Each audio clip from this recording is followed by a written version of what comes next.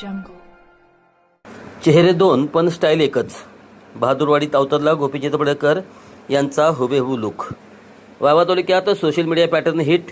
महाराष्ट्राच्या राजकारणात सध्या एकाच चेहऱ्याचे, एकाच स्टाईलचे आणि एकाच आवेशाचे दोन नेते चर्चेत आले तर होय, तुम्ही बरोबर ऐकताय.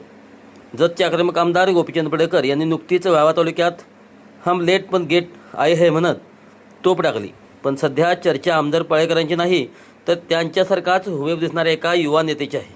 बहादूरवाडीचे महेश घोरपडे सध्या वावा तालुक्यात डमी गोपीचंद म्हणून तुफान चर्चेत आहेत.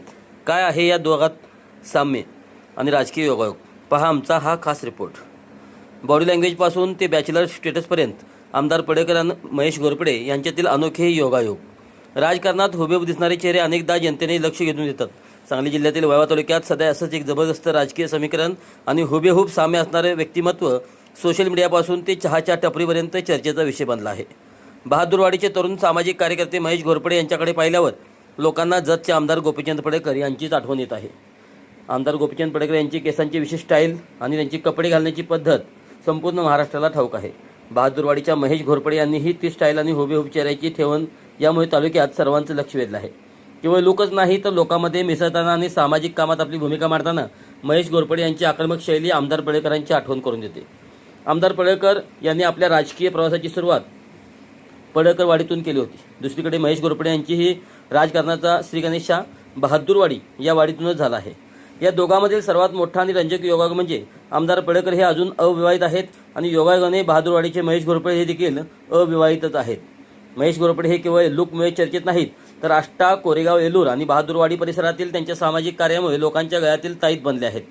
लोकनेते केशवराव घोरपडे बहुउद्देशीय संस्था आणि महेश घोरपडे मित्र परिवार याच्या माध्यमातून त्यांचे रक्तदान शिबिर, आरोग्य शिबिर आणि सांस्कृतिक क्रीडा स्पर्धांचे मोठे जाळे विणले आहे.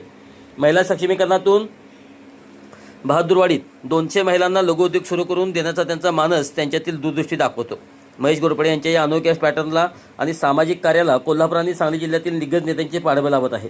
खासदार धनंजय महाडिक, खासदार धैर्यशील माने, खासदार विशाल पाटील, अरुंधती महाडिक, आमदार विनय कोरे, स्मिता आर पाटील आणि सम्राट महाडिक यासारख्या बड्या राजकीय नेत्यांची असणारे त्यांचे सलोख्याचे संबंध त्यांच्या राजकीय वजनाची साक्ष देतात. एकंदरीत वावा तालुक्यात सध्या डमी गोपीचंद म्हणजेच महेश घोरपडे यांच्या नव्या नावाची क्रेज पाहायला मिळत असून येत्या काळात त्यांची ही आक्रमक घोडदौड राजकीय पटलावर काय नवीन चमत्कार करणार याकडे सर्वांचे लक्ष लागले आहे.